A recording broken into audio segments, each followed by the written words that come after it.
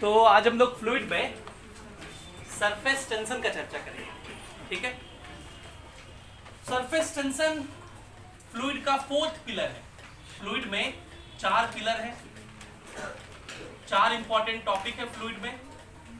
पहला topic fluid statics के नाम से जाना जाता है, जिसमें हम लोग आर्किमिडीज प्रिंसिपल, पास्कल्स लॉ वगैरह पढ़ते हैं। दूसरा फ्लूइड डायनेमिक्स, जिसमें Bernoulli's principle, equation of continuity वगैरह। तीसरा विस्कोसिटी, जिसमें न्यूटन्स लॉ ऑफ विस्कोसिटी और स्टोक्स लॉ, टर्मिनल वेलोसिटी, ये सब पढ़ते हैं। और आखिरी जो पिलर है वो है सरफेस टेंशन। ठीक, क्या होता है सरफेस टेंशन, तो हम लोग समझने का प्रयास करते हैं। तो पहले 2 इंपॉर्टेंट फोर्स के बारे में जानिए। एक फोर्स का नाम है फोर्स ऑफ कोहेजन और एक फोर्स का नाम है फोर्स ऑफ एडहेजन। ठीक है, ये फोर्स ऑफ कोहेजन और एडहेजन क्या होता है, जरा उसके बारे में समझते हैं। फोर्स ऑफ कोहेजन होता है फोर्स बिटवीन या attraction force, basically intermolecular force. आपने सुना होगा ना, मैटर के मॉलिक्यूल्स जो होते हैं एक दूसरे को क्या करते हैं, अट्रैक्ट करते हैं। उनके बीच जो फोर्स होता है इंटरमॉलिक्यूलर अट्रैक्शन फोर्स कहलाता है। और ये फोर्स का दूसरा नाम वंडर वॉल्स फोर्स भी कहते हैं। कोई भी 2 ऑब्जेक्ट जब 5 एंगस्ट्रॉम से कम की दूरी में आता है तो उनके बीच एक wonder walls force of attraction काम करने लगता है, जिसको आप इंटरमॉलिक्यूलर फोर्स ऑफ अट्रैक्शन भी कहते हैं। ये 2 तरह का होता है, फोर्स ऑफ कोहेजन और फोर्स ऑफ। तो जब दोनों मॉलिक्यूल सेम ही मैटर का हो तो उनके बीच जो अट्रैक्शन फोर्स होता है उसको कोहेजन कहते हैं। और अगर डिफरेंट मैटर का हो तो उनके बीच के फोर्स को एडहेजन कहते हैं। Attraction force between molecules of same matter तो कोहेजन कहलाएगा।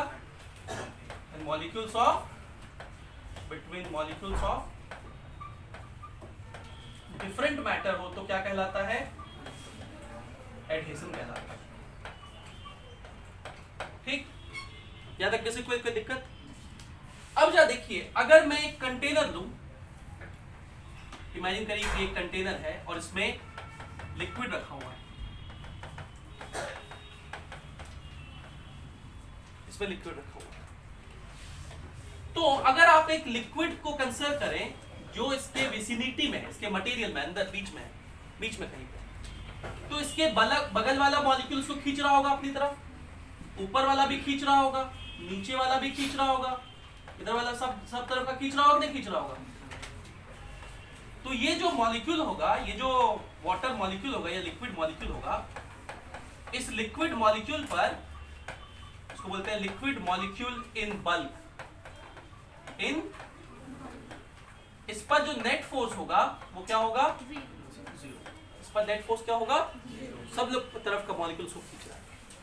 लेकिन आप जरा इस सरफेस के मॉलिक्यूल को देखिए, जो इस लिक्विड का टॉप सरफेस है, इसके मॉलिक्यूल को देखिए। तो इसके बगल वाला मॉलिक्यूल खींच रहा होगा, इधर वाला खींच रहा होगा, इधर वाला खींच रहा होगा। लेकिन ऊपर तो कुछ है नहीं, हवा मान लीजिए, तो हवा थोड़ा बहुत खींच रहा होगा। तो क्या आप कहेंगे कि इस पर नेट फोर्स 0 है? नहीं। मॉलिक्यूल एट सरफेस जो है, मॉलिक्यूल एट सरफेस जो है feels net downward attraction,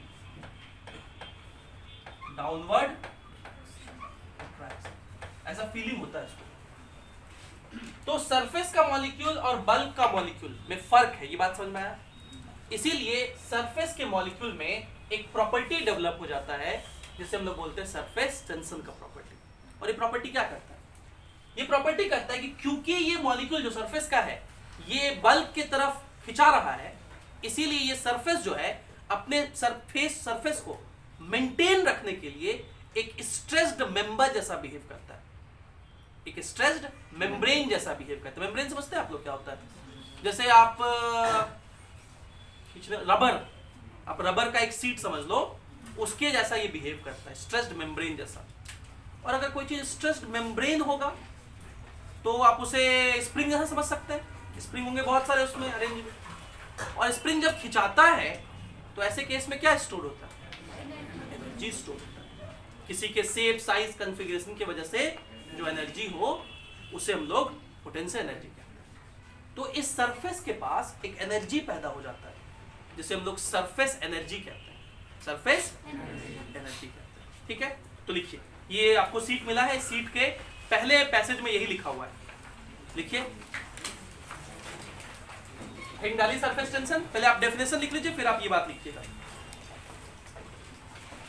surface tension is the property of a liquid, surface tension is the property of a liquid, is the property of a liquid due to which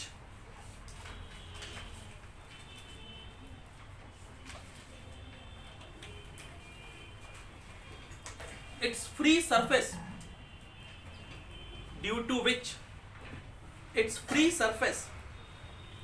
tries to have minimum surface area। हम लोग इस बात को भी explain करेंगे कि minimum surface area क्यों चाहता है। Tries to have minimum surface area and behaves as a stressed membrane, and behaves as a stressed membrane, and behaves as a stressed membrane। तो हम लोग क्या सीखे कि to maintain surface,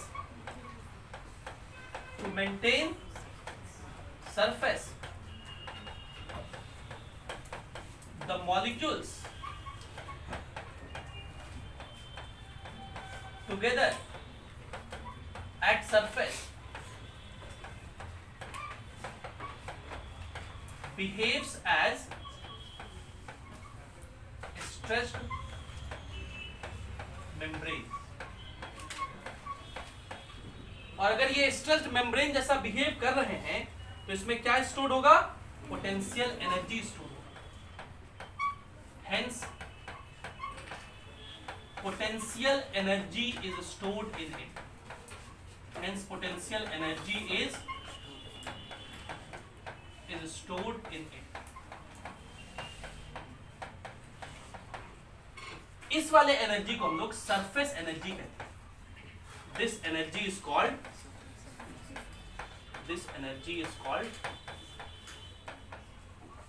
surface energy। इसे हम लोग सरफेस एनर्जी कहते हैं और U से लिखते हैं। किससे लिखते हैं? U से। ये सरफेस एनर्जी कहां पे एनर्जी है? उस पूरे सरफेस पर है। ये सरफेस एनर्जी कहां पे एनर्जी है? पूरे सरफेस पे है। तो सरफेस एनर्जी डिवाइडेड बाय वो सरफेस एरिया सरफेस टेंशन कहलाता है। सरफेस टेंशन को T से लिखते हैं, कहीं कहीं आपको S से लिखा हुआ मिलेगा। तो मैथमेटिकली देखो, ये तो थ्योरेटिकल डेफिनेशन था। थ्योरेटिकल डेफिनेशन क्या था? सरफेस टेंशन एक प्रॉपर्टी है जिसकी वजह से स्ट्रेस्ड मेम्ब्रेन जैसा बिहेव करता है।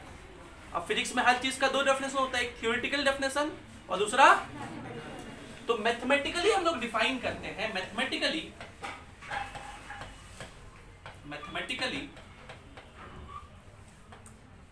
surface tension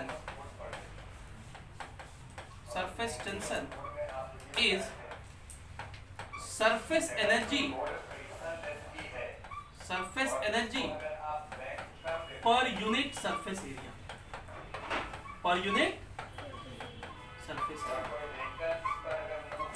तो T is equals to क्या होता है?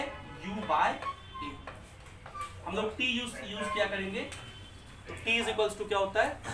U by A। What is A? Surface area। What is A? क्या इंट्रोडक्शन समझ में आया? सरफेस टेंशन क्या होता है? फील कर पाए सरफेस टेंशन को? पक्का? अब इसको लिखो जल्दी से।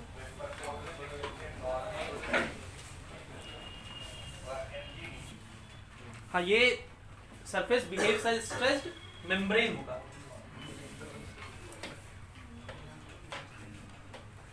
मेम्ब्रेन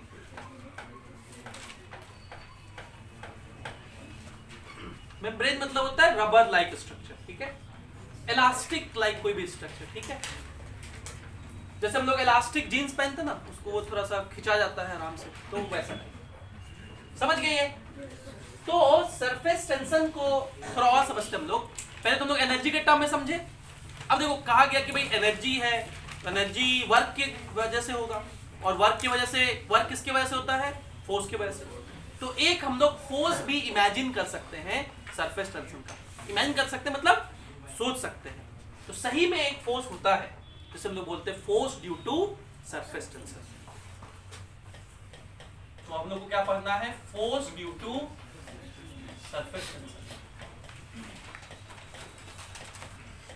तो पहले इस बात को हम लोग समझने के लिए फील करते हैं अपने अंदर कि क्या सरफेस सच में कोई फोर्स लगाता है, तब तो वो फोर्स क्या होगा, कितना होगा, उसके बारे में सोचा जाएगा। पहले तो सच में फोर्स लगाता है क्या सरफेस टेंशन? तो आप इमेजिन करो कि मैं इस प्लास्टिक के पेन को, ये प्लास्टिक का है, और इसे मैं पानी के ऊपर रख दूं, ठीक, पहले केस में, और दूसरे केस में मैं इसे टेबल पे रखूं। टेबल से मुझे इसे उठाने में जो एफर्ट लगाना पड़ेगा या फोर्स लगाना पड़ेगा, और पानी के सरफेस से उठाने में सेम फोर्स लगाना पड़ेगा या अलग अलग फोर्स लगाना पड़ेगा? श्योर है आप? अच्छा, कौन किस में ज्यादा लगाना पड़ेगा? क्यों? क्योंकि आपको ऐसा थोड़ा फील होगा कि थोड़ा सा वो चिपक गया है उससे, और उठाने के साथ थोड़ा मुझे दिक्कत कर रहा है ना? चलिए मैं इस बात को थोड़ा डायग्राम समझाता हूँ। ये डायग्राम आपके सीट में पहले वाले पे देखिए बनाया हुआ है। ये सीट का पहला डायग्राम देखिए बनाया हुआ है। मैं इसको बना के दिखाता हूँ आपको।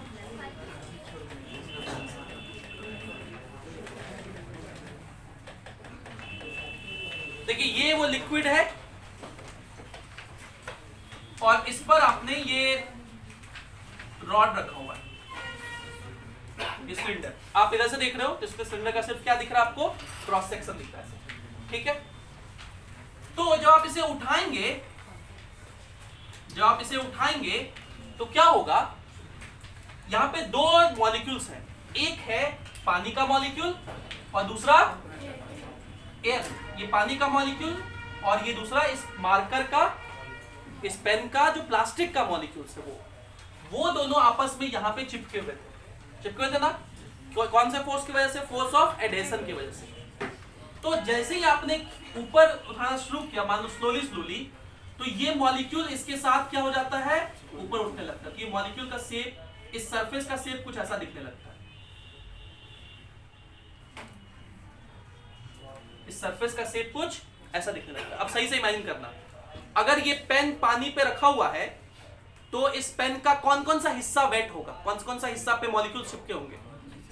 नीचे वाला पे, मतलब नीचे वाले की वजह से ही यहां पे, इस वाले इस सरफेस पे, और वो नीचे से होते हुए यहां पे, है ना?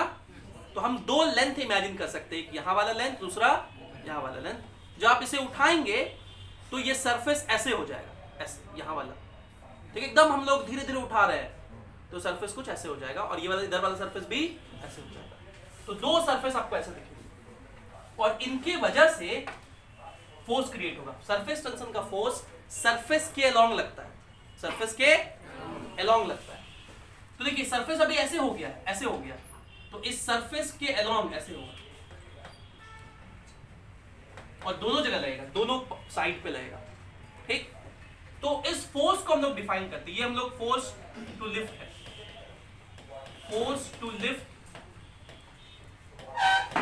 द रॉड, ठीक है? और जो नीचे मैंने दो फोर्स दिखाए वो किसके फोर्स है? सरफेस टेंशन के फोर्स हैं, और उनको हम लोग डिफाइन करते हैं सरफेस टेंशन इनटू लेंथ।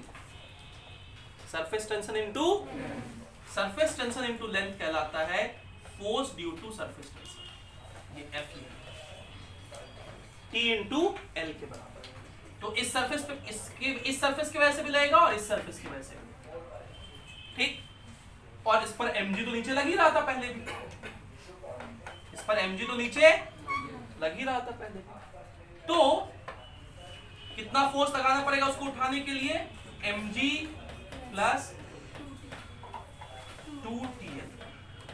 इसको अगर मैं f डैश कह दूं तो f डैश का वैल्यू कितना होगा? mg प्लस, जबकि सिर्फ जब सरफेस पर, टेबल पे रखा हुआ था, आपको mg के बराबर या उससे थोड़ा ज्यादा फोर्स लगाने पे वो उठ जा रहा था। लेकिन लिक्विड में ऐसा कुछ हो जाता है। ठीक, तो ये समझ में आया। तो इसको हम लोग डिफाइन किए हैं, सरफेस टेंशन का फोर्स को कैसे डिफाइन किए हैं, surface tension into length. And what is this length? ये लेंथ वह लेंथ है जितना लेंथ लिक्विड सरफेस के कांटेक्ट में है, जितना लेंथ लिक्विड सरफेस के। इस बात को हम लोग थोड़ा सा और अच्छे से समझते हैं कुछ और डायग्राम के हेल्प से।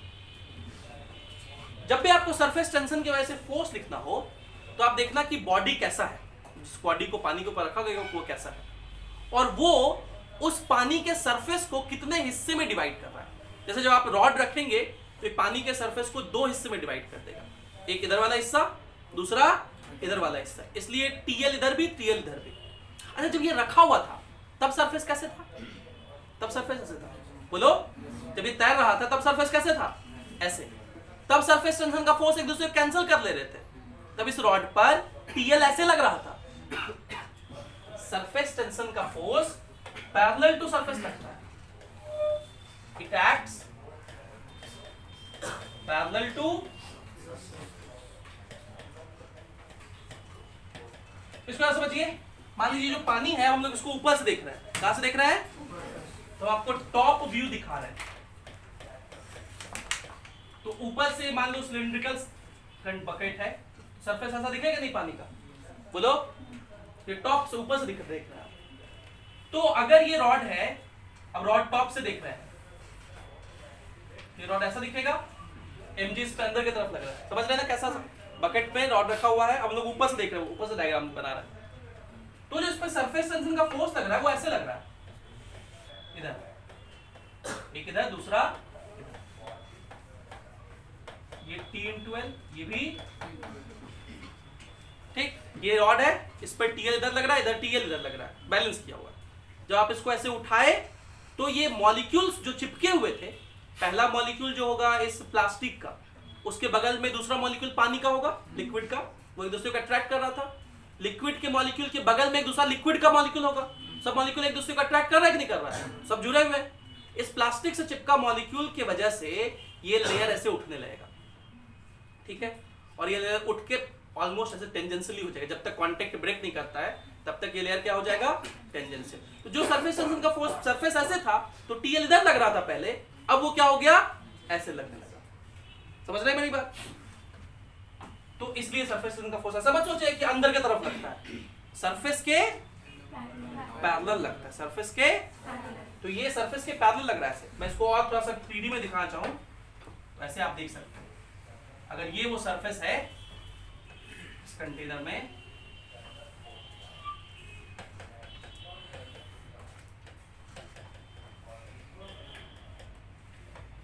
और ये वो रॉड है,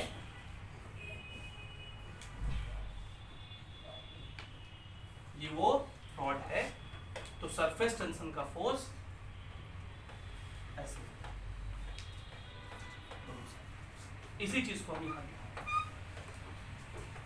समझ रहे हैं, और इसी चीज को यहां दिखाएं कि जब लिफ्ट करते हैं तब, when lifted slowly, when lifted, तब ये सरफेस ऐसा बन जा रहा है। समझ रहे हैं मेरी बात? तो force due to surface tension समझ में आया? तो कुछ और एग्जांपल्स हम लोग समझते हैं। तो ये रॉड था, तो उसने दो पार्ट में सरफेस डिवाइड किया था, इसलिए 2 बार टीएल लिखना पड़ा। अब इमेजिन करो रॉड की जगह ये रिंग ले ले, प्लास्टिक का रिंग है, लोहा का होगा तो पानी में गिर जाएगा, प्लास्टिक का है। इसको जब आप पानी के सरफेस पे रखेंगे तो ये पानी के सरफेस को कितने हिस्से में डिवाइड करेगा? दो हिस्से में डिवाइड करेगा ना, एक इसके बाहर का, दूसरा इसके। तो पानी का मॉलिक्यूल जो चिपकेगा कहां से चिपकेगा? इसके बाहर वाले से और इसके। कितना फोर्स होगा? तो फोर्स मैंने क्या बताया? T/L, और वो L है कि कितने लेंथ से वो चिपक गया है पानी। तो कितना लेंथ से चिपक गया होगा? 2πr आउटर वाला भी और 2πr, इसका थिकनेस तो नेग्लिजिबल है, तो आउटर वाले पर भी लगेगा जब उठाएंगे तो नीचे की तरफ, T/2πr, और इनर वाले पे भी कितना नीचे लगेगा? T/2πr। नीचे की तरफ नेट फोर्स कितना हो जाएगा? mg plus 4πr into T. होगा कि नहीं होगा? तो अगर मैं रिंग के लिए दिखाऊं, अगर अभी मैंने रॉड के लिए दिखाया था, अब मैं किसके लिए दिखा रहा हूं? रिंग के लिए। तो ये रिंग है, इस रिंग के आउटर सरफेस पर भी फोर्स लगेगा T इंटू 2 पाई आर, और इनर सरफेस पर भी लगेगा।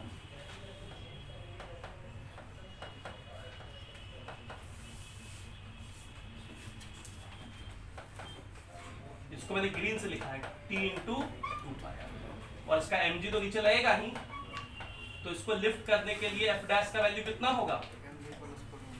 mg plus 4 pi R. समझ रहे हैं? लेकिन अगर इस रिंग की जगह डिस्क होता, इस रिंग की जगह क्या होता? डिस्क। सीडी का कैसेट रखते, अंदर वाला भी भरा हुआ है, मतलब पूरा भरा हुआ है, तो फिर डिस्क का कितना सरफेस कांटेक्ट में आता है? पाई आर स्क्वायर। लेंथ कितना कांटेक्ट में आता है? 2 पाई आर ही खाली आउटर वाला, अंदर वाला अब लेंथ कांटेक्ट में आता है क्या पानी के? समझ रहे हैं मेरी बात? नीचे वाला आता, लेकिन अंदर वाला, तो एक ही लेंथ क्रिएट होता है 2 पाई आर। तो सरफेस टेंशन का फोर्स कितना लगता है? T into 2 pi R. T into, तो रिंग में कितना हो जाएगा? 4 पाई आर, और डिस्क में कितना हो रहा है? सिर्फ। रीजन समझ में आ रहा है क्यों हो रहा है? इसी तरह स्क्वायर प्लेट ले ले पूरा, तो प्लेट अंदर से भरा होता है, तो सिर्फ 4A बनेगा। और अगर मैं स्क्वायर फ्रेम ले लूं, फ्रेम मतलब अंदर से खोखला, फ्रेम मतलब जैसे फोटो फ्रेम होता है ना, तो अंदर से खोखला है, वो सिर्फ फ्रेम है चारों तरफ, तो उसमें 8A लेना पड़ेगा। क्यों? 4A बाहर वाला भी पे फोर्स लगेगा और अंदर वाला भी। ठीक? तो एक सवाल आईआईटी ने इसके ऊपर पूछा था, पहले आप इसको लिखो फिर मैं वो सवाल कराता हूं। और ये सीट में देखिए ये सब डायग्राम बने हुए हैं, ये दूसरे वाले नंबर पे यही वाला डायग्राम बना, थोड़ा अच्छे से डायग्राम बना हुआ उसमें, तो आप फील भी कर सकते हैं। इसलिए सीट में एक बार देख लीजिए, 3-4 डायग्राम बने हुए खूब अच्छे से। तो आईआईटी ने क्या सवाल पूछा था? आई थिंक 2004 में सवाल पूछा गया था।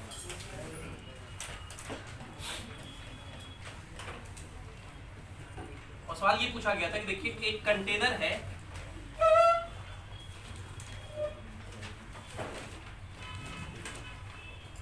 ठीक है, इस कंटेनर का ये जो पूरा लेंथ है ये 2A है, कितना है?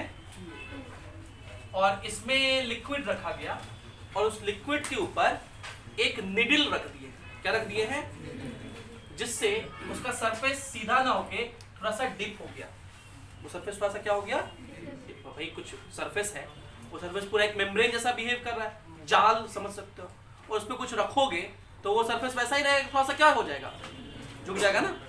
श्योर है आप लोग? मैं एक चादर खींच के रखूं और उसके ऊपर एक पेन रख दूं, तो जहां पे रखूंगा वो पार्ट क्या हो जाएगा, और बाकी पार्ट तो क्या रहे, कैसा दिखेगा? ऐसा दिखेगा कि नहीं दिखेगा? तो निडल रखने की वजह से ये जो लिक्विड सरफेस था कुछ ऐसा होगा। पहले ऐसा था, लेकिन अब थोड़ा सा नीचे हो गया। इतना भी नीचे नहीं होगा, लेकिन डायग्राम दिखाने के लिए।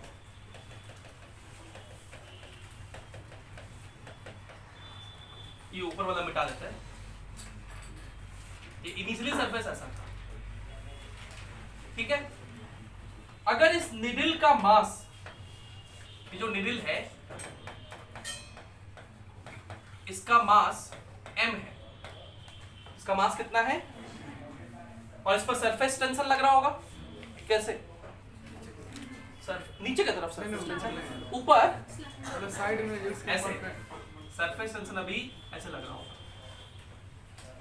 सरफेस के अलॉन्ग लगता है सरफेस टेंशन, सरफेस के अलॉन्ग लगता है। जब भी भाई ये सरफेस ऐसे था तो सरफेस ऐसे थे, ऐसे निडल था, सरफेस ऐसे था, तो सरफेस टेंशन TL इधर लग रहा था, TL अब निडल थोड़ा झुका दिया सरफेस को, तो ये ऐसे हो गया ना सरफेस टेंशन। सरफेस जैसे वैसे surface tension.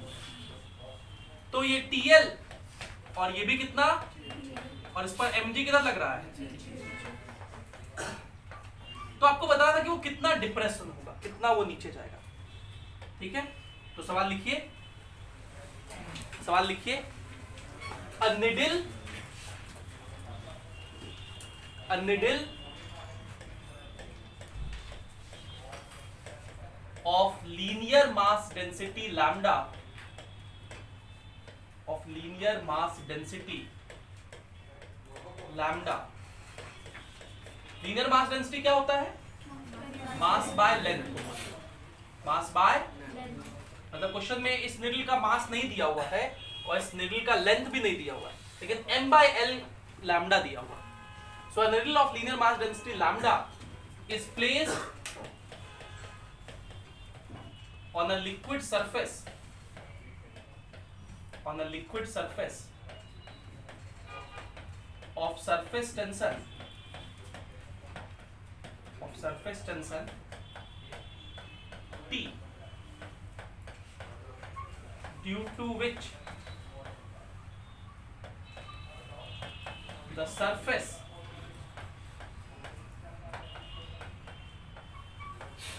gets depressed by y, which is very very less than e. बहुत छोटा होगा वो depression. Find y. Find y. तो बहुत सिंपल सा सिचुएशन है ये. देखिए हम लोग इसको देखते हैं, थोड़ा सा जज करते हैं. अगर मैं ये हॉरिजॉन्टल बात करूं तो हम लोग इस डिप्रेशन को क्या बोलेंगे? y. इस डिप्रेशन को क्या बोलेंगे? अब यहाँ डायग्राम बहुत छोटा सा हॉच पॉच हो जाएगा, तो हम लोग अलग से डायग्राम बना रहे हैं. इस निडल का एफबीडी बना रहे हैं अलग से. इस निडल का हम लोग अलग से क्या बना रहे हैं? एफबीडी. तो जो निडल है इस पर mg कितना लग रहा होगा? नीचे. सरफेस टेंशन का फोर्स ये TL इधर और ये TL इधर, ठीक. और ये वो डिप्रेशन है कितने के बराबर? y के बराबर, जो हम लोग को कैलकुलेट करना है. तो गौर से देखिए ये पूरा लेंथ 2a है, तो इतना लेंथ कितना हो जाएगा? a. ये लेंथ कितना हो जाएगा? अगर मैं ये लेंथ पूछूंगा तो क्या लिखेंगे आप? अंडर रूट, है ना. और ये निडल तो इक्विलिब्रियम में है. इक्विलिब्रियम मतलब रुका हुआ है, तो उस पर नेट फोर्स क्या होना चाहिए? 0 होना चाहिए. उस पर नेट फोर्स देखिए, ये एंगल कितना है? थीटा. बाय सिमेट्री ये एंगल भी कितना है? तो इस TL के दो कंपोनेंट होंगे, TL cos थीटा, बोलो TL cos थीटा किधर, और TL sin थीटा इधर. इस TL के भी दो कंपोनेंट होंगे, TL cos थीटा ऊपर और TL sin थीटा इधर. दोनों एक दूसरे क्या कर लिया? तो अब नेट फोर्स 0 कर दो. F नेट क्या होगा इस पर? 0. तो ऊपर की तरफ कितना फोर्स है? इज इक्वल्स टू कितना हो गया? तो इसको लिख सकते हैं 2TL into cos थीटा. इस ट्रायंगल से cos थीटा क्या लिखोगे? बेस a बाय, कौन बोला ये? y by under root a square plus is equals to mg. ठीक. और a और y में y बहुत छोटा है a से, तो हम लोग y को नेग्लेक्ट कर सकते हैं. देखो जब भी नेग्लेक्शन का बात आता है तो जब कोई चीज प्लस में हो या माइनस में हो तभी नेग्लेक्ट करते हैं. कोई बड़ा सा नंबर के साथ कोई छोटा सा नंबर प्लस में हो या माइनस में. और नेग्लेक्ट करने के लिए दो नियम है. पहला नियम कहता है कि जो छोटा टर्म है अगर उसका पावर 1 है, अगर उसका पावर 1 है तो आप बाइनोमियल एक्सपेंशन के थ्रू करेंगे. ठीक. बाइनोमियल एक्सपेंशन होता है 1 प्लस x का power n is equals to nx. ठीक. अभी यहाँ यूज नहीं है, कभी यूज पड़ेगा तो बताऊंगा. और अगर पावर 2 है, 3 है, 4 है तो छोटा है, स्क्वायर करोगे तो और क्या हो जाएगा? क्यूब करोगे तो और, तो फिर आप डायरेक्ट नेग्लेक्ट कर सकते हैं. लेकिन अगर डायरेक्ट नेग्लेक्ट करने के बाद बहुत एब्सर्ड सा कुछ टर्म आ जाए, एब्सर्ड सा मतलब जैसे 0 आ जाए, इन्फिनिटी आ जाए, तो फिर वहां भी आपको क्या लगाना है? बाइनोमियल अप्रोक्सीमेशन ही लगाना है. तो अप्रोक्सीमेशन का रूल समझ में आया? क्या है अप्रोक्सीमेशन का रूल? अगर जो छोटा टर्म है उसका पावर कितना हो तो आपको क्या लगाना है? हमेशा. और अगर उसका पावर 2, 3, 4 हो तो डायरेक्ट नेग्लेक्ट करेंगे. लेकिन कुछ एब्सर्ड सा वैल्यू नहीं आना चाहिए, 0, इन्फिनिटी ऐसा टाइप का, है ना. मतलब ऐसा नहीं कि नेग्लेक्ट कर दिया फिर सॉल्व भी नहीं कर पा रहे, आंसर आ गया 0, जैसे y आ जाए 0 नेग्लेक्ट करके, तो वो चीज फिर गलत होगा. फिर आपको बाइनोमियल लगाना पड़ेगा. यहाँ पे y स्क्वायर है तो नेग्लेक्ट कर दो डायरेक्ट बाई a स्क्वायर के रेस्पेक्ट में, तो नेग्लेक्ट करेंगे सिर्फ a स्क्वायर बचेगा. तो ए आ जाएगा। कोई एब्सर्ड सा टर्म तो नहीं आया मेरे पास। इज इक्वल्स टू mg, तो एक लाइन सॉल्व कर दीजिए खाली। हम लोग को y निकालना ना, हम लोग क्या निकालना है, तो ये हो जाएगा amg by 2tl, और ये जो m by l है वो कितना हो जाएगा, लैम्डा, तो a लैम्डा g by, ये आंसर हो जाएगा। ऐसा समझ में? पक्का? इजी सवाल था। ये सवाल हो सकता है जेईई मेंस में रिपीट भी हो जाए, लिखिए अच्छे से।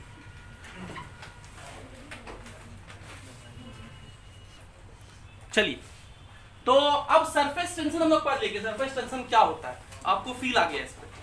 अब इसके वजह से कुछ कॉन्सिक्वेंस होते हैं, कुछ रिजल्ट्स होते हैं जो हमें देखना है। क्या क्या रिजल्ट्स होते हैं? तो पहला रिजल्ट जो क्रिएट होता है वो है एक्सेस प्रेशर। क्या क्रिएट होता है? Excess pressure. ये क्या होता है जरा समझिए। अगर कोई सरफेस है लिक्विड का, अगर एक लिक्विड सरफेस है और ये फ्लैट, ये कैसा लिक्विड सरफेस है? फ्लैट लिक्विड सरफेस, ठीक है। फ्लैट लिक्विड सरफेस का मतलब कि इसके नीचे हो सकता है लिक्विड हो, ऊपर में क्या होगा, एयर है, लेकिन ये सरफेस कैसा है, फ्लैट है। तो दोनों साइड प्रेशर सेम रहता है। इधर साइड प्रेशर P1, इधर साइड प्रेशर, तो P1 और P2 क्या होता है, सेम होता है। क्यों? क्योंकि सरफेस टेंशन अभी TL TL कर लाएगा, वो एक दूसरे को क्या कर लेंगे, कैंसिल आउट कर लेंगे। TL TL एक दूसरे क्या कर लिए, कैंसिल आउट कर लेंगे। लेकिन अगर ये सरफेस ऐसा रहा, ये सरफेस ऐसा रहा, ये है अब लिक्विड सरफेस, ठीक। तो इस सरफेस के लिए एक वर्ड और लिया जाता है, उसको बोलते हैं मिनिस्कस। क्या बोलते हैं? मिनिस्कस। लिक्विड ऐसे है,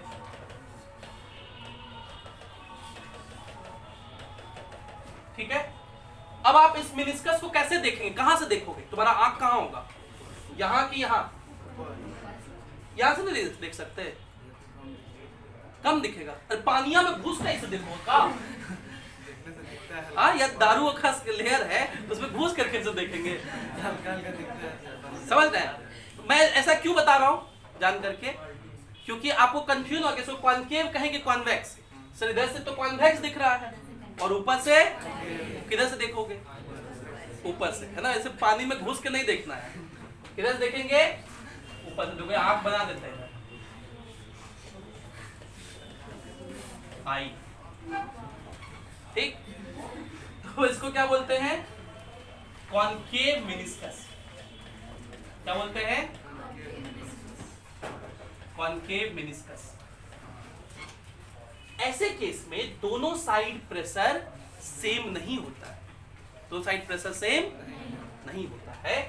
ऐसे केस में कॉनकेव साइड का प्रेशर अगर P1 कहे इधर का प्रेशर, और इधर का प्रेशर अगर P2 कहे, तो P1 जो होता है P2 के रेस्पेक्ट में ज्यादा होता है। P1 क्या होता है P2 से, और इनका जो डिफरेंस है ये एक्सेस प्रेशर कहलाता है। डेल्टा P क्या कहलाता है, एक्सेस प्रेशर कहलाता है, ठीक। और इस एक्सेस प्रेशर का वैल्यू 2T/R के बराबर होता है। कितने के बराबर होता है? 2T/R। 2 तो आप जानते हैं नंबर है, T सरफेस टेंशन है, और R क्या है? भाई ये जो सरफेस है, ये कर्व है, तो इस कर्व का कहीं ना कहीं सेंटर क्रिएट हो रहा होगा, तो इसका जो रेडियस है, रेडियस ऑफ कर्वेचर बोलते हैं, वो है। So what is R? Radius of curvature. आप चाहे तो इसको प्रूफ भी कर सकते हैं, बहुत आसान सा प्रूफ है, लेकिन हम लोग प्रूफ पे नहीं जा रहे हैं अभी। ये याद रखिएगा, एक्सेस प्रेशर कितना होता है, 2T/R। इसी तरह तो एक्सेस प्रेशर क्या होता है कि जब लिक्विड सरफेस कर्व हो, तो कॉनकेव साइड का प्रेशर कॉन्वेक्स साइड से हमेशा ज्यादा होता है। हमेशा प्रेशर, हमेशा एक्सेस प्रेशर में क्या लिखेंगे हम लोग, इसका डेफिनेशन क्या हुआ कि pressure on concave side is always greater than pressure on convex. और ऐसा क्यों होता है? अच्छा, रीजन अगर जानना हो तो सरफेस टेंशन की वजह से। देखिए पहले सरफेस टेंशन में टीएल कैंसिल कर दे रहा था, अब ये टीएल इधर हो गया ऐसे, तो इसका कंपोनेंट हुआ कि नहीं ऊपर की तरफ, बोलो। तो इस सरफेस पर अगर देखिए तो P2 भी लग रहा है ऊपर, और सरफेस टेंशन का फोर्स भी किधर लग रहा है, ऊपर। तो P1 नीचे लग रहा है, दोनों बैलेंस करना चाहिए। तो ऊपर से लग रहा है P1 और नीचे से लग रहा है P2 प्लस TL, बोलो TL का समथिंग। तो P1 क्या हो गया, ज्यादा हो गया कि नहीं P2 से? अगर मैं लिखूं कि P1 इज इक्वल्स टू है P2 प्लस समथिंग, तो कौन इसमें बड़ा है, P1 की P2? पक्का ना, श्योर है ना? अरे मान लो कुछ वैल्यू यार, ये 5 प्लस 2 ये कितना 7, तो P1 ज्यादा होगा कि नहीं? तो ऊपर से लग रहा है P1 और नीचे से क्या लग रहा है P2, और सरफेस टेंशन का जो दो फोर्सेस है उसका कंपाउंड ऊपर, बोलो। क्योंकि सरफेस टेंशन का फोर्स सरफेस के टेंजेंशियल लगता है, बुझला? तो इस वजह से कॉन्केव साइड का प्रेशर कॉन्वेक्स साइड से क्या होता है, और ये प्रेशर डिफरेंस कितने के बराबर होता है, 2T/R। इसको बोलते हैं कॉन्केव मेनिस्कस। इसी तरह ऐसा भी मेनिस्कस हो सकता है।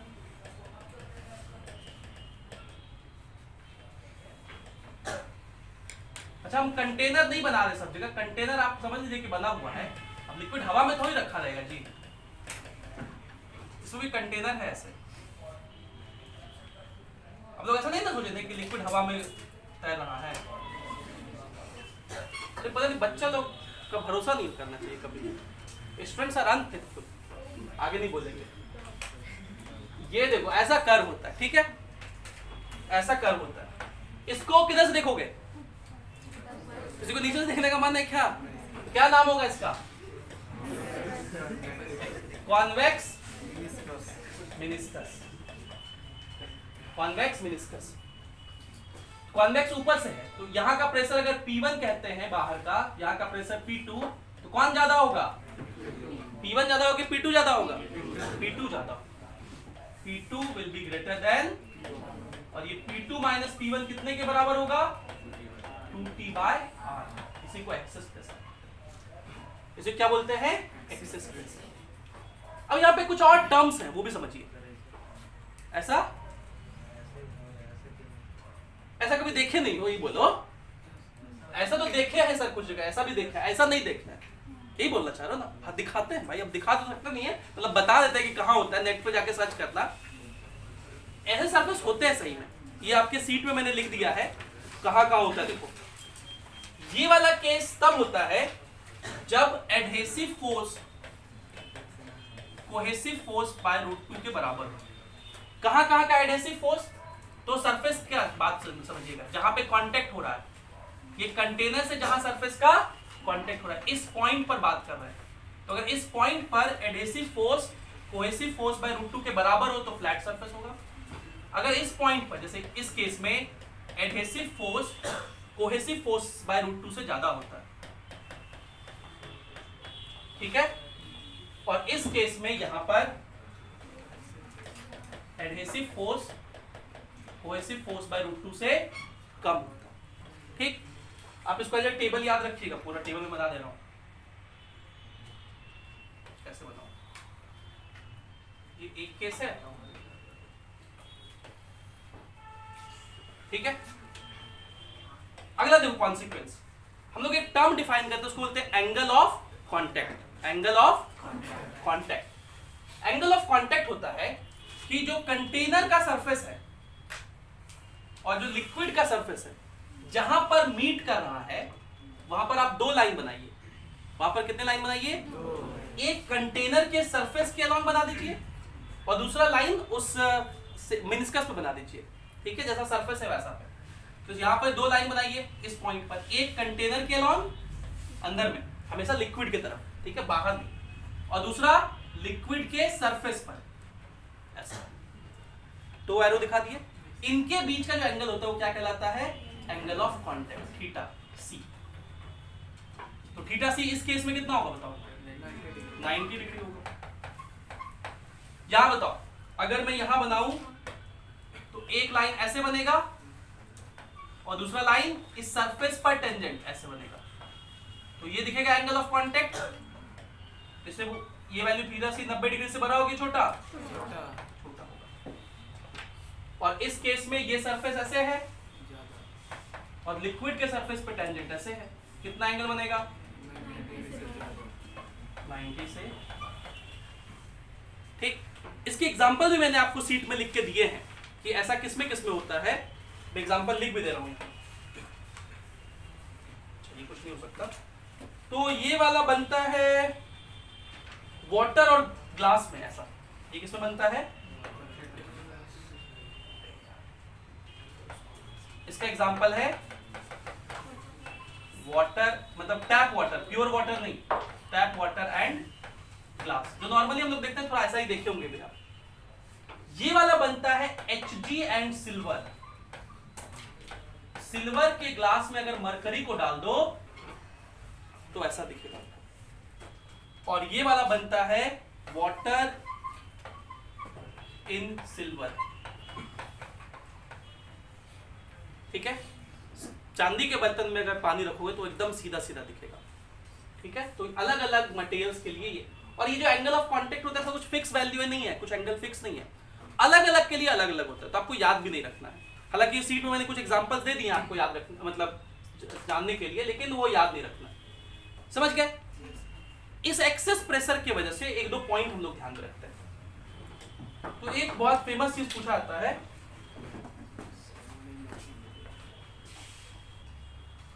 तो ये तीनों केस हम लोग पढ़े। और थीटा सी क्या है? Angle of contact. What is theta C? Theta C क्या है? Angle of contact.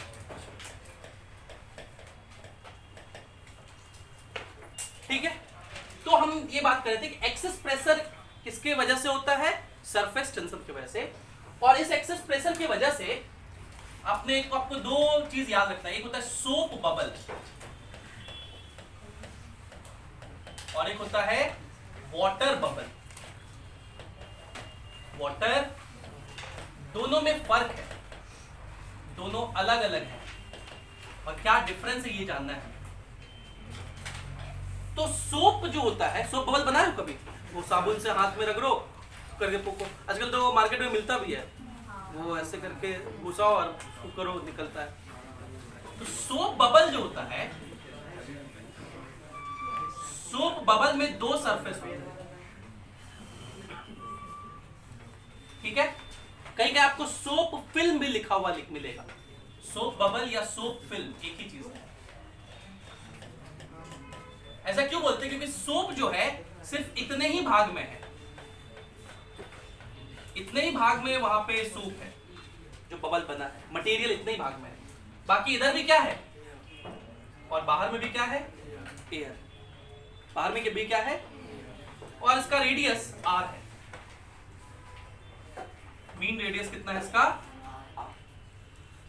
तो अगर मैं कहूं कि यहां पर प्रेशर P0 है, आउटर प्रेशर PO, और इनसाइड में प्रेशर Pin है, तो दोनों बराबर तो नहीं होगा, एक्सेस प्रेशर फिर से क्रिएट होगा।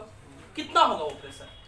तो अगर मैं इस मिडिल का प्रेशर, यहां का प्रेशर जो इसके मिडिल का प्रेशर है, उसको P1 मान लूं, कितना मान लूं? तो आप Pin और P1 को कंपेयर कर सकते हैं, क्योंकि Pin और P1 एक सरफेस से सेपरेटेड है, और अगर कोई सरफेस से सेपरेटेड हो तो एक्सेस प्रेशर क्रिएट होता है। किधर साइड का प्रेशर ज्यादा होता है? कॉनकेव साइड का, कॉन्वेक्स साइड का कम होता है। तो आप कहां से देखोगे इसको? बाहर से, इधर से देखो, यहां से देखो। सोप बॉल के अंदर घुस करके नहीं देख सकते, तो इसको क्या बोलेंगे? Concave side. इसको क्या बोलेंगे? इधर से कॉनकेव साइड हुआ और इधर से क्या दिखेगा? वो कन्वेक्स। तो कॉनकेव साइड का प्रेशर, तो Pin क्या होगा P1 से, और कितने से का डिफरेंस होता है? ठीक। अब सेकंड, ये फर्स्ट सरफेस पे लिखे, किस पे लिखे हम लोग? मैं यहां लिख भी देता हूं, ये है पहला सरफेस, सरफेस 1, एट सरफेस 1 लिखेंगे, या ड्यू टू सरफेस 1। ठीक है, अब इस सरफेस के लिए सोचिए, ये दूसरा सरफेस है, ये क्या है, दूसरा सरफेस, सरफेस 2। इसके लिए सोचिए, इसके लिए कॉन्केव साइड किधर, ये P1 हो गया कॉन्केव साइड, बोलो भाई ये सरफेस है, तो इधर से देखोगे तो कॉन्केव दिखेगा नहीं दिखेगा, तो P1 हो गया कॉन्केव, इधर से देखो तो कॉन्वेक्स, तो कॉन्केव साइड का प्रेशर ज्यादा होता है, तो कौन ज्यादा होगा, P1 और PO में, P1 ज्यादा होगा किससे, PO से, कितना ज्यादा, एट सरफेस 2। अगर आप दोनों को ऐड कर देंगे तो -P1 + P1 कट जाएगा, तो P in - PO कितना होगा, इसको हम लोग बोलते हैं excess pressure inside soap bubble, inside soap bubble, excess pressure inside soap bubble. अब वाटर बबल, वाटर का एक ड्रॉप लो, तो वाटर का ड्रॉप कैसा होता है, पूरा का पूरा स्फेरिकल होता है, पूरा का पूरा, और अंदर से भरा हुआ होता है ना, तो यहां पर एक ही सरफेस है, यहां पर दो सरफेस नहीं है, एक ही सरफेस है, तो इसमें क्या है, वाटर बबल में सिंगल सरफेस है,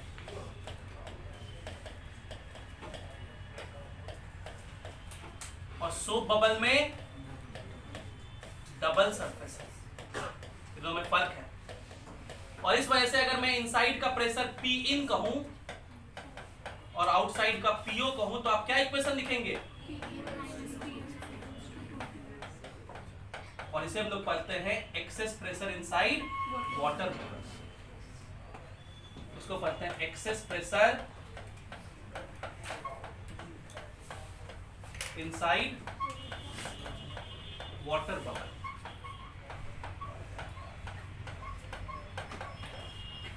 अब ये सब का भी प्रूफ है, जानना चाहें तो जान सकते हैं, मैं थोड़ा सा बता दे रहा हूं।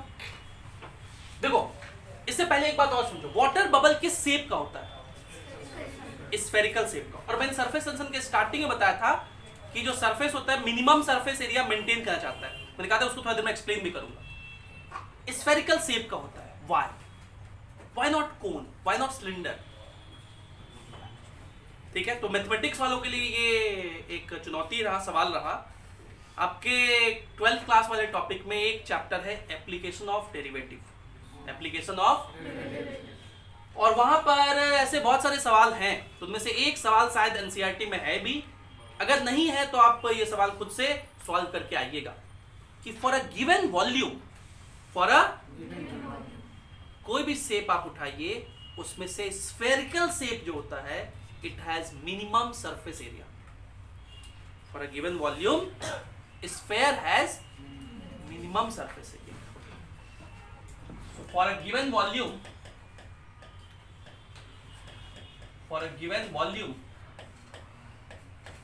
sphere has minimum surface area.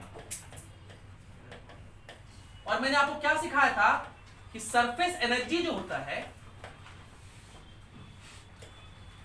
Surface energy जो होता है, सरफेस एनर्जी जिसको U से लिखे थे हम लोग, वो कितना था, सरफेस टेंशन इनटू एरिया, बोलो।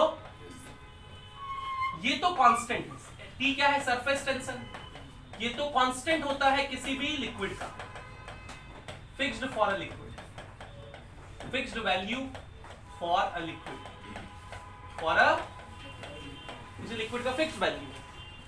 तो एरिया जैसे जैसे बढ़ेगा एनर्जी भी क्या होगा, बढ़ेगा, और एरिया जैसे जैसे घटेगा एनर्जी भी घटेगा, एनर्जी भी घटेगा। तो मिनिमम एनर्जी कब होगा, जब एरिया क्या हो, मिनिमम एरिया क्या हो, और हर इंसान, हर नेचर का सब कुछ मिनिमम एनर्जी के स्टेट में रहना चाहता है। व्हाई, क्योंकि minimum energy maximum stability, minimum energy. मेरे पास अभी 1 करोड़ रुपया हो जाए, तुरंत बोलाने लगोगे क्या करें, कहाँ खर्चा करें। और अगर मैं ऐसा कह दूं कि 1 करोड़ आज ही खर्चा करना है, सोचो, मान लो मैं दे दूं, तुम भूल जाओगे कि जेईई मेंस का एग्जाम है, भूल जाओगे नहीं भूल जाओगे एक दिन के लिए तो मतलब बहुत आइडियल सिचुएशन, भले अभी सोच रहे होंगे कि ऐसा थोड़ी हो गया, नहीं भूलेंगे सर जबरदस्ती, लेकिन सोच मत के देखो कि अभी तुम बाहर निकले हो, तुम्हें एक सूटकेस से भरा हुआ नोट का बैग मिल जाए, क्या करोगे उसके बाद? उठा के भाग जाएंगे, कहाँ भागेंगे, छुपाएंगे पहले किसी को दिखे नहीं, मतलब दिमाग कैसा विचलित हो जाएगा और कोई पैसा नहीं मिलेगा, चुपचाप जाओगे घर, आराम से पढ़ाई करोगे, मिनिमम एनर्जी मैक्सिमम स्टेबिलिटी। इसलिए कहा जाता है कि जिसके पास बहुत कम पैसा होता है, साधु क्या तो चैन का नींद सोता है ना, गरीब इंसान जो होता है बहुत चैन का नींद सोता है, और जिसके पास बहुत पैसा होता है बहुत ज्यादा टेंशन में भी होता है। लेकिन फिर मोटिवेट करने के लिए हम लोग ये भी बोलते हैं अपने आप को कि it's better to cry in a Lamborghini than a hat, है ना, किसी झोपड़ी में रोने से ज्यादा बेहतर है कि लंबोर्गिनी में रोए, है ना, तो पैसा हो के रोए। तो अलग अलग लोग अलग अलग चीज बोलते हैं। एनीवे मतलब ये नेचर का रूल है कि minimum energy maximum stability, minimum energy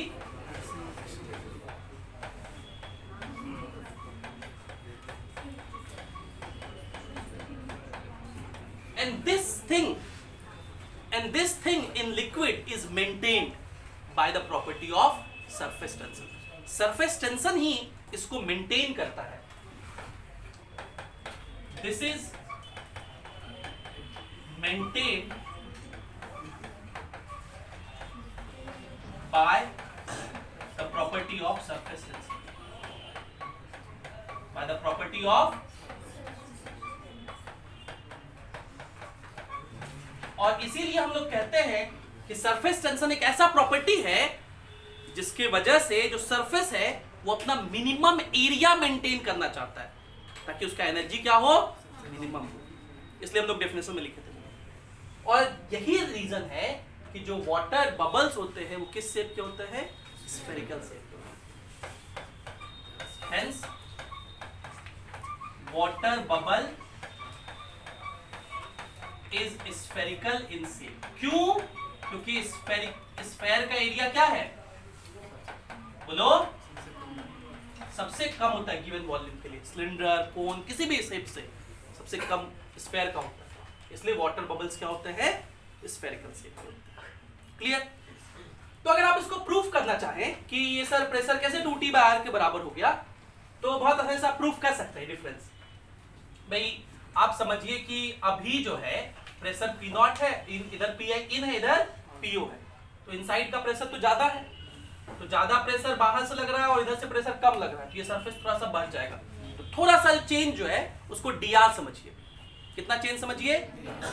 तो अगर थोड़ा सा चेंज हो गया रेडियस तो सरफेस भी बढ़ गया, सरफेस भी बढ़ गया, इसका मतलब एनर्जी भी बढ़ गया। सरफेस एरिया बढ़ गया तो एनर्जी भी, तो एनर्जी में परिवर्तन हुआ कि नहीं आया, एनर्जी में चेंज आया कि नहीं आया? एनर्जी में चेंज कहां से आया? हाँ, सरफेस एरिया बढ़ने से एनर्जी में चेंज आया। तो एनर्जी किसने दिया? एनर्जी कहां से आता है? वर्क से। कोई वर्क करेगा तो एनर्जी मिलेगा। तो कौन वर्क कर रहा है? तो प्रेशर, नेट प्रेशर क्रिएट हो रहा है, P in माइनस PO। इस प्रेशर की वजह से फोर्स क्रिएट होगा और उस फोर्स ने उसको dr डिस्प्लेस कर दिया है, तो वर्क क्रिएट हुआ। वही वर्क किसके बराबर होगा? एनर्जी के बराबर। तो अगर आप इसको प्रूफ करना चाहें, देखो अगले पेज में प्रूफ करके मैं दिखाता हूं। तो proof of P in minus PO is equals to 2T/R। तो मैं वाटर बबल के लिए कर रहा हूं, सोप बबल में खाली इंटू 2 मल्टीप्लाई हो जाएगा, एक ही चीज है। तो ये देखिए वाटर बबल है, ये क्या है?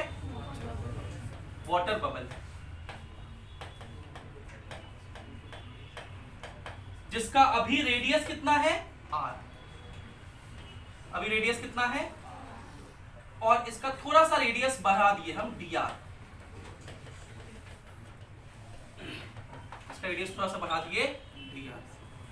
ठीक, ऐसा हम ये हम डेरिवेशन इसलिए भी करा रहे हैं क्योंकि स्कूल बच्चे जो जाते हैं 11th क्लास में, स्कूल में डेरिवेशन खूब पूछा जाता है ना। तो देखिए ना जोर का खासा, देखो इनिशियल एनर्जी कितना था? U इनिशियल लिख रहे हैं, इनिशियल एनर्जी क्या लिखोगे? Surface tension into area. कितना area? 4 pi R square initially, बोलो फाइनल एनर्जी कितना, surface tension into 4 pi R plus. और यही चीज जब हम लोग सोप बबल के लिए लिखेंगे तो उसमें क्या कहेंगे, इनिशियल सरफेस एनर्जी कितना, T into 8 pi R square, क्योंकि सोप बबल के पास कितने सरफेस होते हैं, 2 सरफेस होते हैं, तो दोनों सरफेस के पास एनर्जी होगा, दोनों सरफेस के पास, तो इसलिए 8 पाई आर स्क्वायर लिखना पड़ेगा। तो मैं लिखते भी चलता हूं, for a soap bubble initial energy आप क्या लिखेंगे, T इंटू, और फाइनल एनर्जी क्या लिखेंगे, T into 8 pi R plus D R का स्क्वायर। और ऐसा क्यों हुआ, double surface, double surface effect, ठीक। तो एनर्जी में परिवर्तन हुआ, डेल्टा यू हुआ, चेंज इन एनर्जी, ठीक है। और ये कैसे आया होगा, किसी ने क्या किया होगा, वर्क किया। तो कितना एनर्जी चेंज हुआ, फाइनल माइनस इनिशियल कर दो, तो माइनस करेंगे तो देखो 4 पाई इंटू टी तो कांस्टेंट है, बाहर आ गया, 4 पाई टी दोनों में है, यहां बचेगा आर प्लस माइनस, ठीक है। और ये वर्क के बराबर होगा। वर्क क्या होता है, फोर्स इंटू डिस्प्लेसमेंट। अच्छा ये 4 पाई नहीं हुआ है, ठीक है। वर्क क्या होता है, फोर्स इंटू डिस्प्लेसमेंट।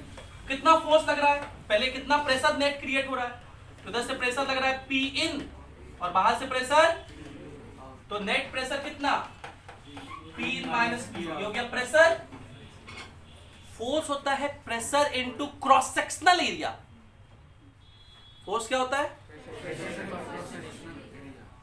हम देखो दो वर्ड यूज किए, सरफेस एरिया और दोनों में फर्क है, दोनों में।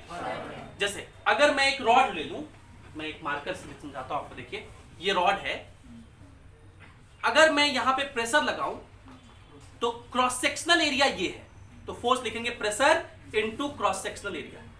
मुझे इस एरिया से मतलब होगा क्या, लेकिन अगर मैं इस रॉड का सरफेस एनर्जी लिखूं, मतलब रॉड के शेप का अगर लिक्विड है और सरफेस एनर्जी लिखना है तो वो होगा surface tension into surface area. तो उसमें ये वाला भी एरिया लिखना पड़ेगा, ये वाला भी लिखना पड़ेगा, ये वाला भी लिखना पड़ेगा, टोटल सरफेस लेना पड़ेगा कि नहीं लेना पड़ेगा।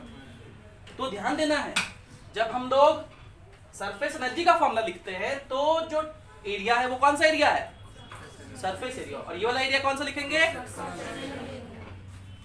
तो सर दोनों अलग अलग होता है क्या, स्फीयर में तो दोनों सेम ही होता है, कोई फर्क नहीं पड़ेगा। यही तो एरिया कौन सा एरिया कहलाएगा, cross section area, 4 pi R square. तो ये बन गया फोर्स, बोलो, और कितना डिस्प्लेसमेंट हुआ है, डी आर। समझ में आया। तो ये मैंने लिखा है फोर्स, और ये क्या लिखा है,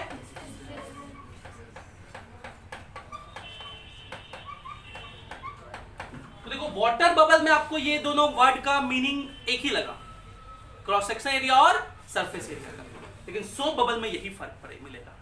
सोप बबल में जब आप ये इक्वेशन लिखेंगे एनर्जी का डिफरेंस, तो एनर्जी डिफरेंस तो यही लिखेंगे, T into 4 pi T into delta U is equals to,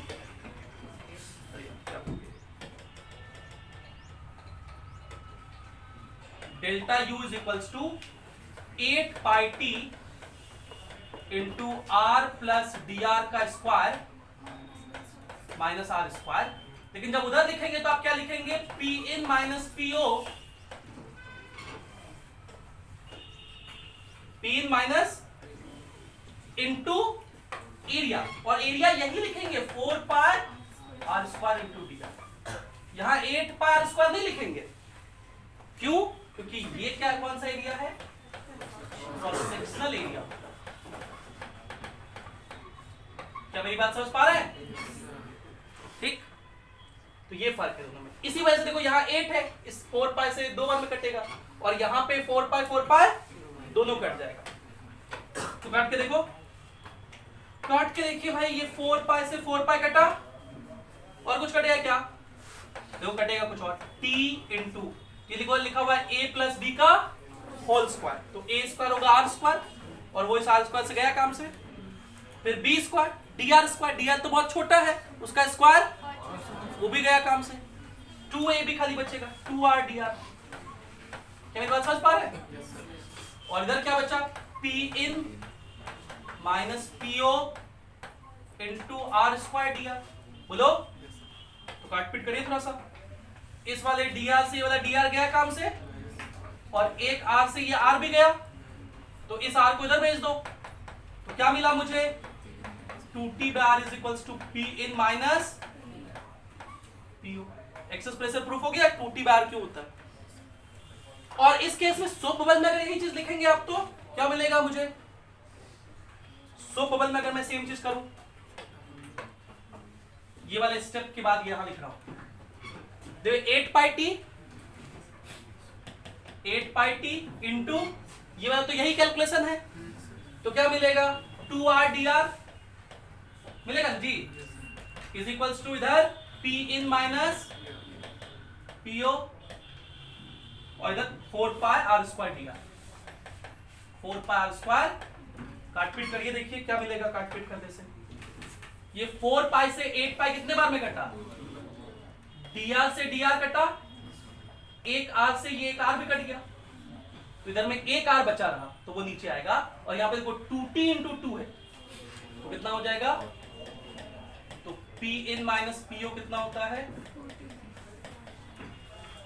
ठीक।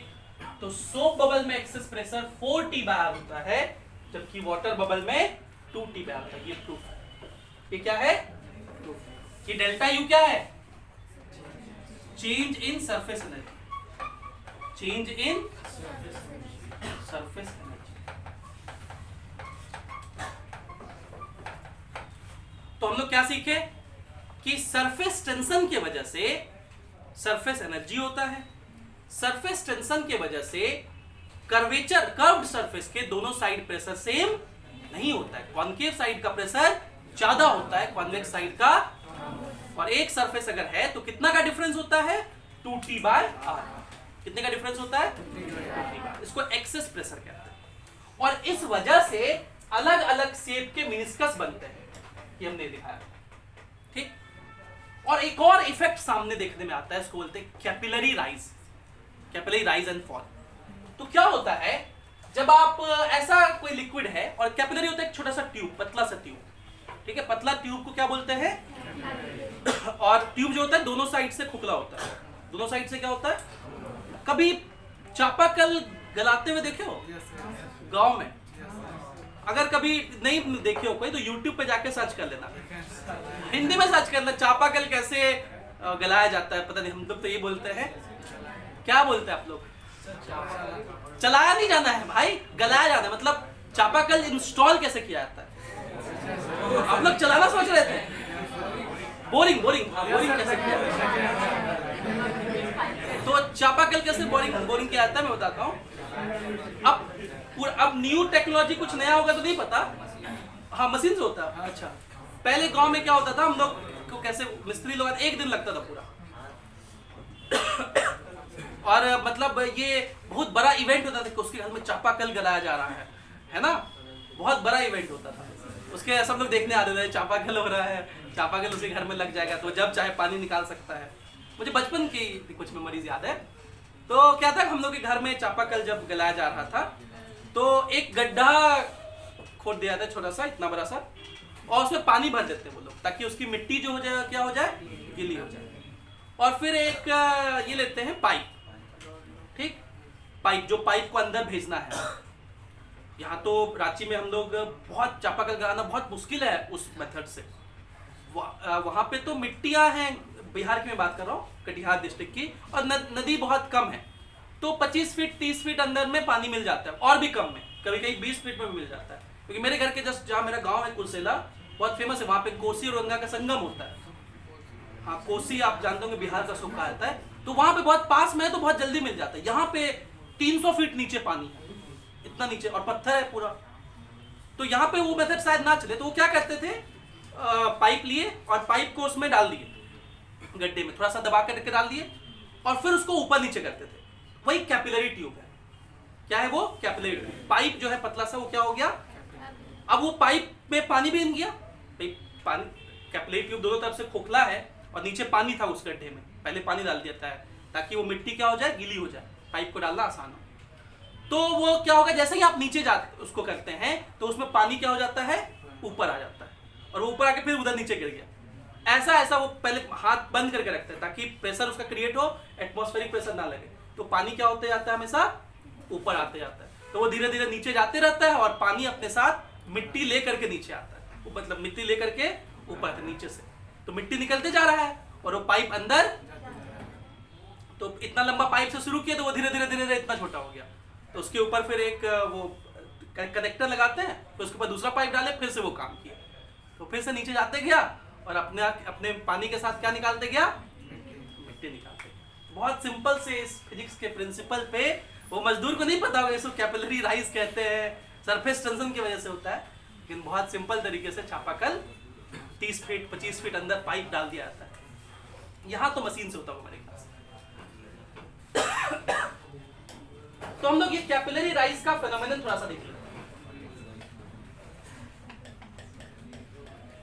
तो कैपिलरी क्या होता है समझ गए ना?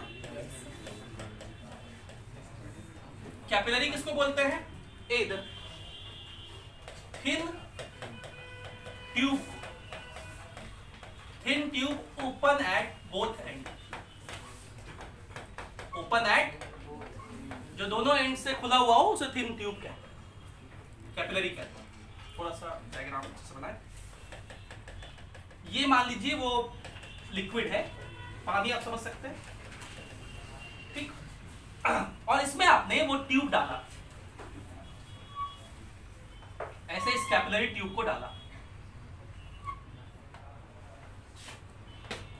अब जैसे ही आप कैपिलरी ट्यूब डालेंगे तो लिक्विड में थोड़ा सा परिवर्तन होगा यहां के सरफेस में। अभी अभी मैंने आपको बताया कि इस ट्यूब के और इस लिक्विड के नेचर की वजह से अलग अलग शेप का मिनिस्कस बनेगा। तो यहां पर फ्लैट मिनिस्कस भी बन सकता है। तो अगर मिनिस्कस फ्लैट बना, फ्लैट मिनिस्कस बना, किसमें बनता है? अभी हम लिखे थे एग्जांपल, पानी को अगर चांदी के बर्तन में रख दो तो अगर फ्लैट मिनिस्कस बना तो नो कैपिलरी राइज, तब कोई कैपिलरी राइज नहीं होता। क्यों नहीं होता अभी समझेंगे। अगर मिनिस्कस कॉनकेव बन गया, कॉनकेव मिनिस्कस बन गया तो क्या होगा? कैपिलरी राइज कर जाएगा, कैपिलरी। और अगर कॉन्वेक्स बना, जो कि किसमें बनता है?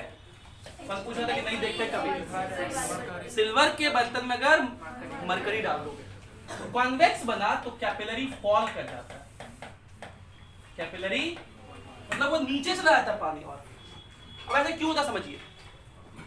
अगर फ्लैट मिनिस्कस बना, ऐसा बन गया फ्लैट सा, सुनिएगा ध्यान से, यहां पर कौन प्रेशर लगा रहा है? Atmosphere, PO. यहां पर भी कौन प्रेशर लगा रहा है? खाली है ना पूरा, एटमॉस्फेयर, पीओ, ठीक है। और ये क्या है? सरफेस है, फ्लैट सरफेस के दोनों साइड प्रेशर क्या रहता है? दोनों साइड प्रेशर सेम है, इसलिए सरफेस एज इट इज रहेगा, ठीक। लेकिन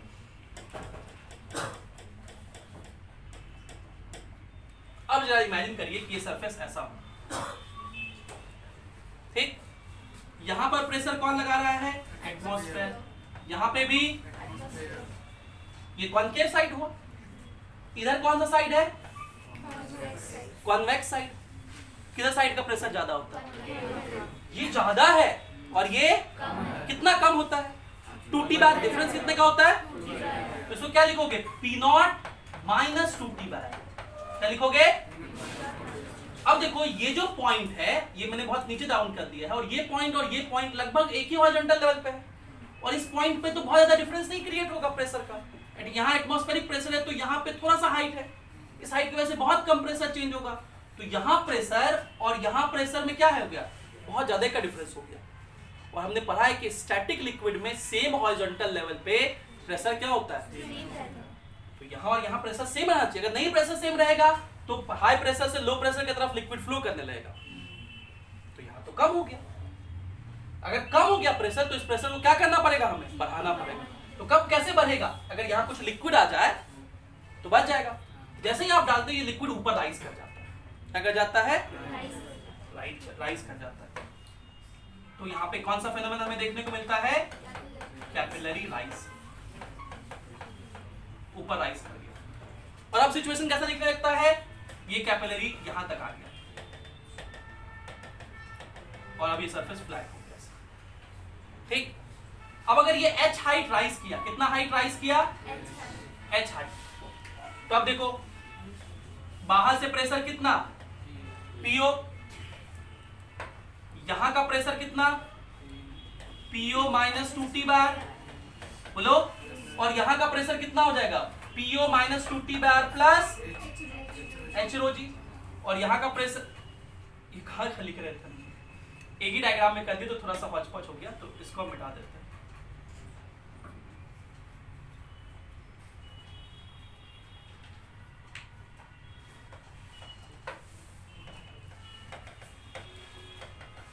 ठीक, तो अब यहां का प्रेशर बताओ कितना होगा?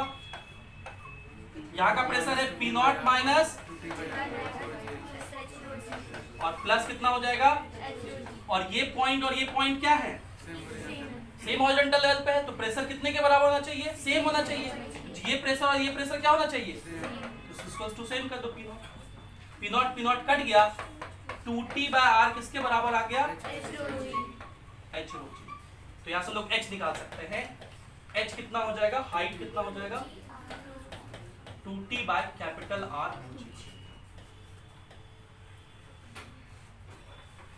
इसमें टर्म्स जानिए, ये H क्या है? Height of capillary rise. Height of capillary rise. Capillary कितने देर तक राइज करता है, कितने हाइट तक राइज करता है वो। ये T क्या है? Surface tension. ये तो कांस्टेंट है। सरफेस टेंशन क्या होता है? रो क्या है? डेंसिटी। ये भी क्या है?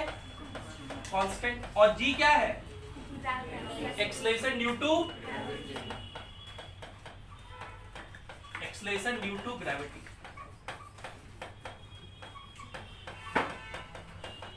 और कैपिटल R क्या है? Radius of curvature of meniscus.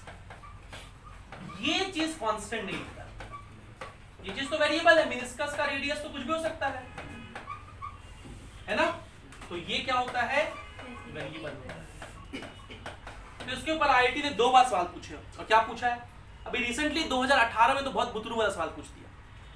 बोला कि ये जो कैपिलरी ट्यूब है, ये सब काम जो है मान लो कंटेनर में रखा हुआ, ये काम हम जमीन पे एक बार किए और एक बार एक लिफ्ट में किए, जो लिफ्ट ऊपर जा रहा है। किसमें किए? तो बताइए दोनों केस में हाइट अगर एक में h1 है दूसरे में h2 है तो क्या रिलेशन होगा? सेम तो नहीं होगा। क्यों सेम नहीं होगा? क्योंकि जब लिफ्ट में करेंगे तो G इफेक्टिव लग जाएगा। G के जगह क्या लग जाएगा? और अगर लिफ्ट ऊपर जाता है तो G इफेक्टिव होता है G+A। अगर A से ऊपर जा रहा है तो कितना होता है? G+। हम लोग नॉर्मल में पढ़ते हैं, लॉज ऑफ मोशन में नॉर्मल में लिखे थे कि अगर लिफ्ट में ऊपर जाता है तो रीडिंग कितना हो जाता है? mg नहीं होता है, m × G+A हो जाता है। और अगर नीचे आता हो G-A। तो उसी हिसाब से बता देंगे हम लोग कि अगर लिफ्ट ऊपर एक्सलेट कर रहा है तो यहाँ कितना हो जाएगा? तो हाइट पहले से क्या हो जाएगा? कम हो जाएगा। पक्का? ये 2018 में एडवांस में पूछा था। दूसरा बात देखिए, H वेरिएबल है, कैपिटल R भी वेरिएबल है। दोनों का प्रोडक्ट अगर लिखे HR कितने के बराबर होगा? जो कि कांस्टेंट, जो कि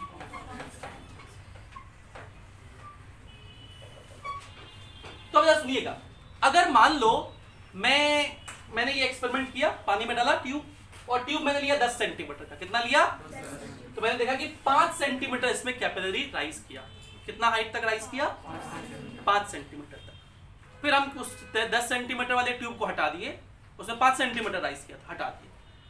हमको पता चल गया कि इस ट्यूब में कितना राइज करता है।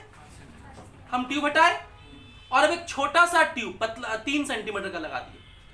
मटेरियल वही है, सब कुछ वही है। जैसे ही आप उसमें डाले तो वो मेनिस्कस राइज करना शुरू किया। कितना राइज करना था उसको? 5 सेंटीमीटर।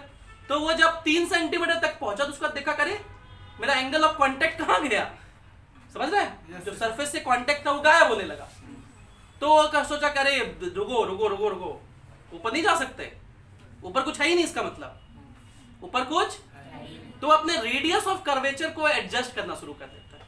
जब h का वैल्यू कम हो जाता है, सफिशिएंट हाइट ना हो, तो अपने रेडियस ऑफ कर्वेचर को बढ़ाने लगता है ताकि दोनों का प्रोडक्ट क्या रहे। तो अगर आप अगर सही में कैपिलरी 5 सेंटीमीटर राइज करना था और आप इनसफिशिएंट लेंथ का ले लेंगे तो वो 5 सेंटीमीटर नहीं राइज करेगा। या ऐसा भी नहीं हो कि वहां से पानी बाहर निकल जाए फाउंटेन के शेप में, या पानी निकल के इधर उधर टहल टहल के गिरने लगे, कुछ नहीं होगा। वो क्या होगा, 3 सेंटीमीटर तक राइज करेगा और पानी को पता चल जाएगा, लिक्विड को मतलब पता चल जाएगा ऊपर हाइट, तो वो अपने रेडियस ऑफ कर्वेचर को क्या करने लगता है, एडजस्ट कर लेता है ताकि ये प्रोडक्ट क्या रहे, तो इसको हम लोग बोलते हैं capillary with insufficient height. Capillary with insufficient height में वो बाहर नहीं गिरता।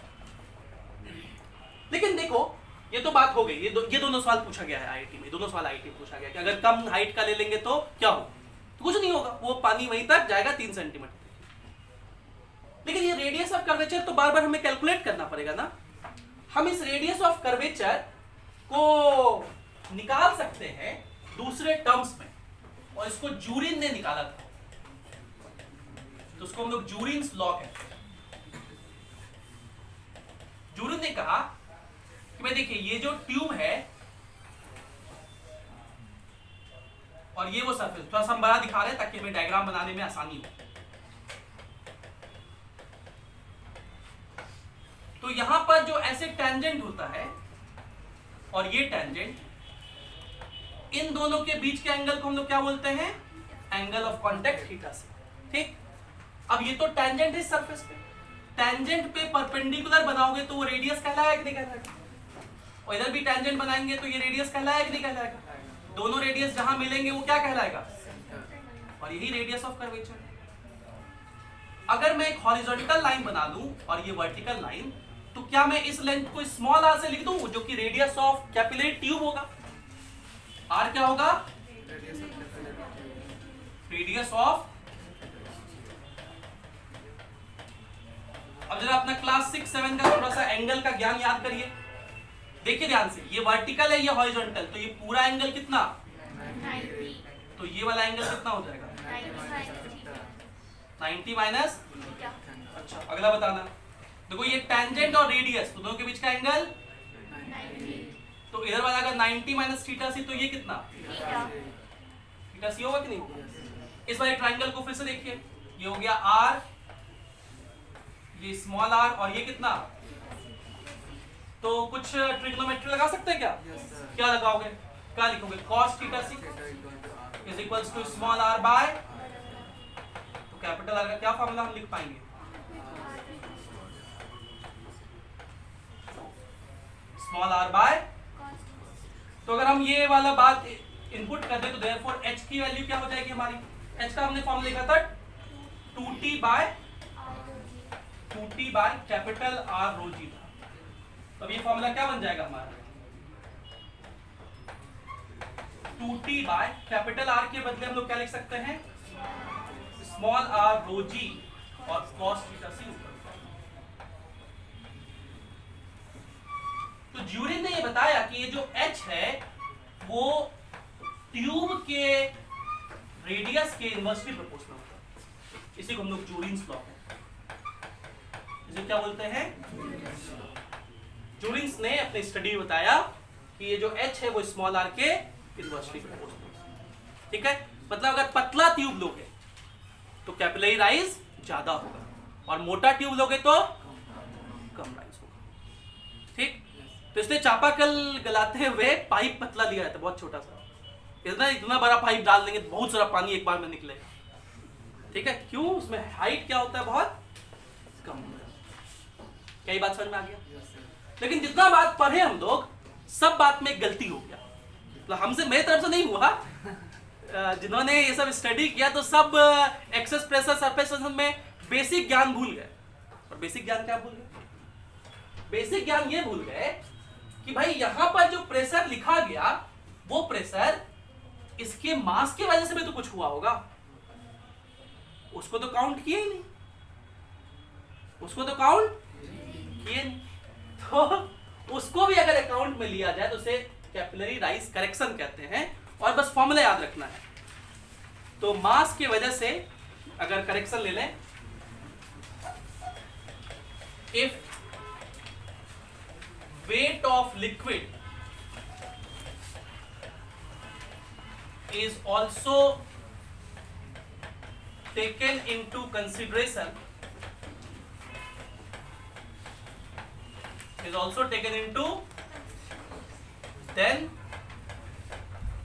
then h का वैल्यू आता है 2t cos theta by small r rho g minus r by ये थीटा सी है।